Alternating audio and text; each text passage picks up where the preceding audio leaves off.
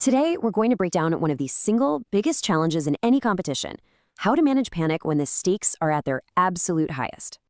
You know the feeling. It's that critical moment, the one you've trained for thousands of times. But suddenly, your body and your mind seem to betray you. You can feel it taking over. The hands start to shake, your chest gets tight, and that clear strategy you had is just gone. It is absolutely crucial to understand this distinction. What you're feeling in that moment isn't just pressure. It's a very specific physiological and psychological response. It's panic. So in this explainer, we're going to cover exactly why that happens. We'll look at what's going on in your brain and your nervous system. And most importantly, we're going to break down the actual strategies that elite performers use to stay composed when it matters most. All right, let's get really clear on this. Pressure is not the enemy here. In fact, pressure can be a huge asset. It can sharpen your performance, it can heighten your focus. Panic, on the other hand, is purely destructive. It systematically breaks down your performance by shutting down your ability to think and make decisions. And when panic does take hold, the results are predictable. Your attention collapses. Your movements either get rushed and sloppy, or you freeze up completely. Your decision-making shuts down, and any confidence you had, it just evaporates. And this brings us to the key insight. The difference between the athlete who crumbles under the rights and the one who performs isn't about talent. It's about regulation. It's the learned ability to manage your internal state. So, why does panic happen in the first place? Well, it starts in the brain with something called threat interpretation. Your brain misinterprets this high-stakes moment not as a challenge, but as a genuine threat to your survival.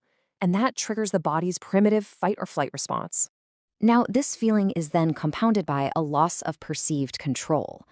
Panic really starts to escalate when the moment feels bigger than you are, when the demands of the situation feel like they're overwhelming your ability to cope. And the final ingredient here is what's called attentional collapse. Your focus completely breaks down. Think about a goalkeeper who's facing a penalty kick. Instead of focusing on the shooter's body language, their mind jumps ahead and fixates on the consequences of letting the goal in. Their focus isn't on the present action, it's on a future fear. So, to put it simply, the panic cycle kicks in when these three things line up. The moment feels threatening, you feel like you've lost control, and your attention shifts away from the task at hand. Okay, so if this is such a powerful primal response, how in the world do you stop it? Now, the answer here is a bit counterintuitive. You cannot think your way out of panic. And that's because the logical, rational part of your brain is essentially offline. Your survival brain has taken the controls. And this leads us to the core strategy. You have to regulate the body first. Mental clarity comes after physical regulation, not the other way around. The best performers get this. They are trained to control their breathing, to control their posture, before they even try to think about a mental cue. All right, let's get into the practical tools. First up, how to interrupt that panic loop right in the middle of the moment. The simplest, most powerful tool you have is your own breath. Specifically, it's about making your exhale longer than your inhale.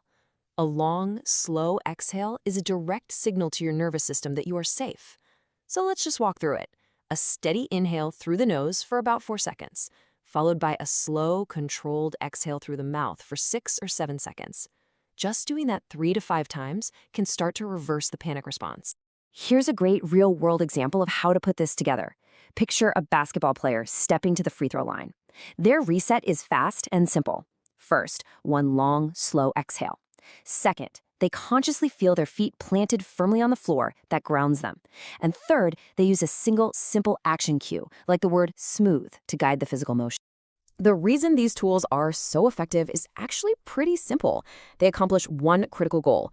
They pull your attention out of that threatening future and anchor it back into the present, controllable action.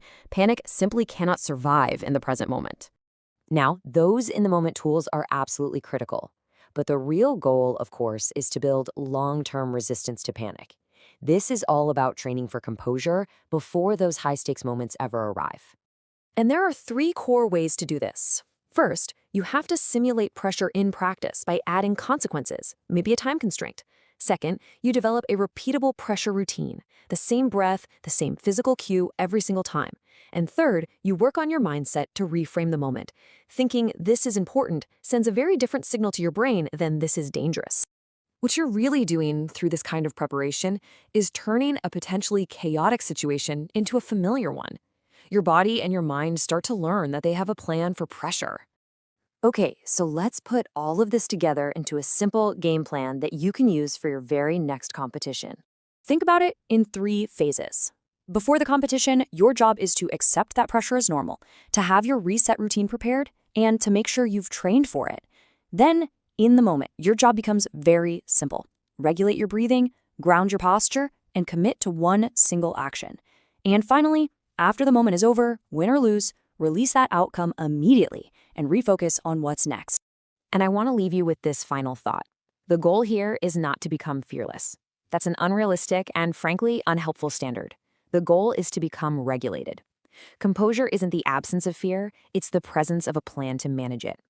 So think about your own performance for a second. What's the one moment, the one situation that's most likely to trigger that feeling for you? Just acknowledging it is the first step to mastering it. Let me know in the comments below. And if you found this useful, subscribe for more tools on mental performance.